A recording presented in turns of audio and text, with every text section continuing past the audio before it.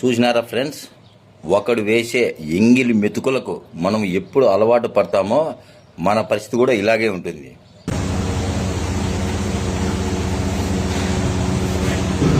ఆ సింహం ఒక అడవికి రాజు అనే విషయం మర్చిపోయి వాడేసే చికెన్ ముక్కల కోసం అది ఎండబడుతుంది. మనం కూడా అంతే. మన దగ్గర కష్టపడి పనిచేసే దమ్మున్నా కూడా మనం చేయలేక వాడు పెడతాడు వీడు పెడతాడు అనుకున్నప్పుడు మన బతుకు కూడా ఇలాగే ఉంటుంది. కష్టపడే దమ్మున్నప్పుడు కష్టపడి పని చేసుకోండి.